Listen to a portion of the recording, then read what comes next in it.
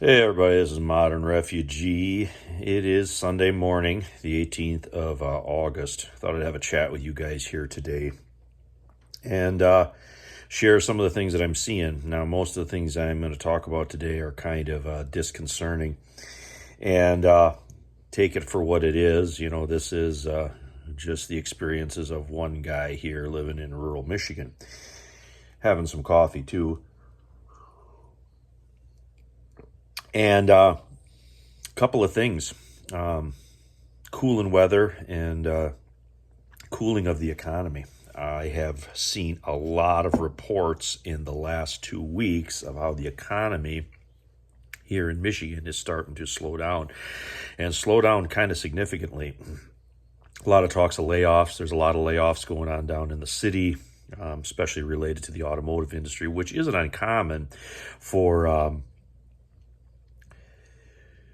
those layoffs that take place in the automotive industry. The automotive industry swings from one side to another, but there hasn't been any real mass layoffs in the last several years. I have seen where hiring has been slowing down. Now, there are seasonal things here related to farming that have started to fire up, but there isn't that fervor to get workers that there was a couple of years ago.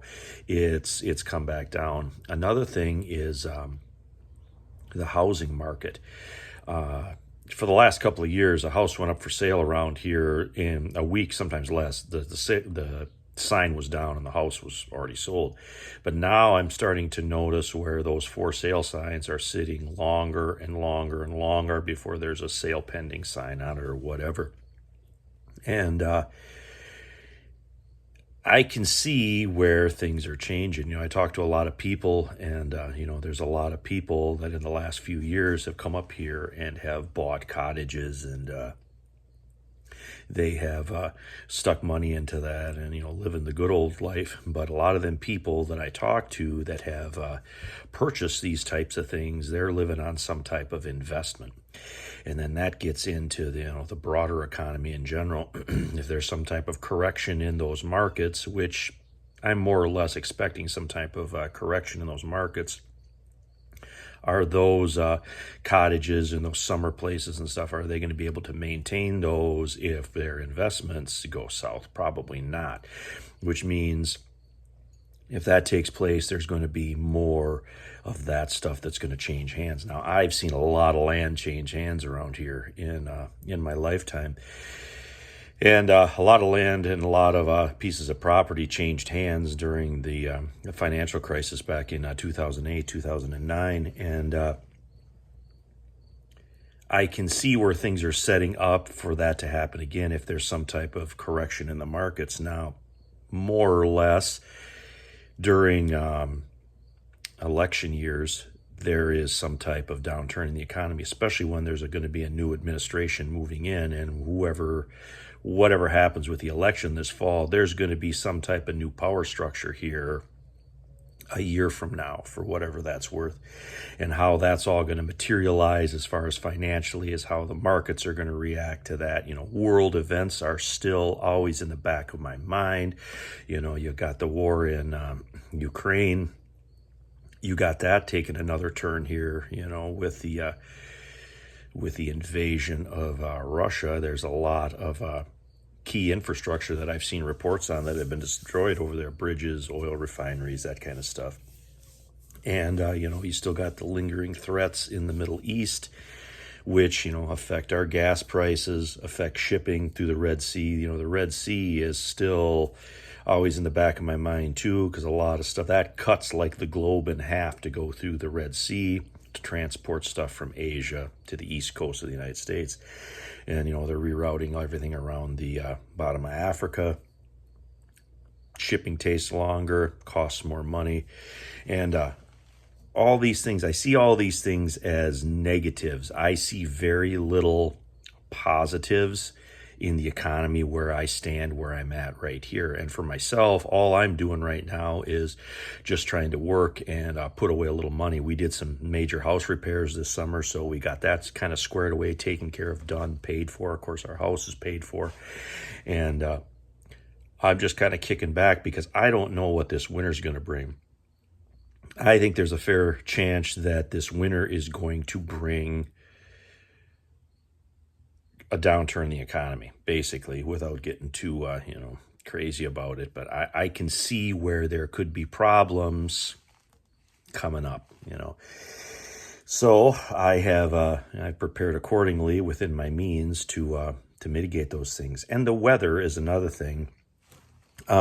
We have had kind of a cold snap here in August. Now, last year it was the same thing. We had a colder, wetter summer last year when they wanted to harvest the wheat. In fact, I even did videos on it back last year.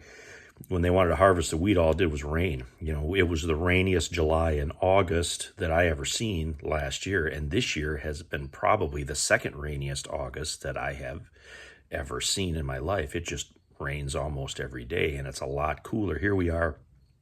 It's just the middle of August. We should have hot, dry, 90-degree days, and we've just, cooler temperatures, northwest winds. We've got colder air coming in from the north. And I was harvesting my onions the other day. These guys are getting ready to be dried, and you can see there, turn that guy around for you, all my onion skins are a lot thicker and a lot more layered than they were in the last couple of years. That tells me that there's a colder winter and an earlier fall coming. Everything that I've seen so far indicates an early fall and a lot harsher winter than what we have been having. And that pendulum swings further and further to the extremes all the time. And, we get weird, like really hot spells in like May and June, which we never had before, And as these weather patterns and stuff change, and we're in an agricultural area, it's interesting to see how certain crops that like the cooler, wetter conditions, stuff like potatoes and, sugar beets, they're going like gangbusters. But then some of the other stuff that doesn't like that stuff, not so much. When we had a few dry days here, I actually pulled all my beans down that were done off the vine so I could harvest them. Got about 5 pounds of seed off of Mom's beans because I didn't want to leave those out because we've been constantly getting these wetter, cooler days.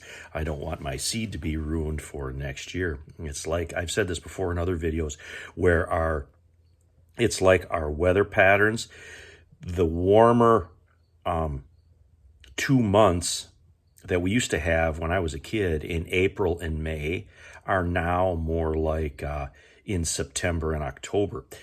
When I was a kid, my mom would always say anything is possible after the 15th of September. We could get a hard frost anytime after the 15th of September. That hasn't been like that in years. I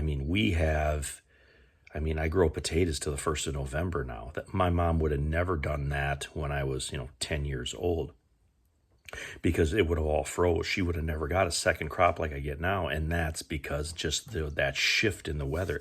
And typically, April and May are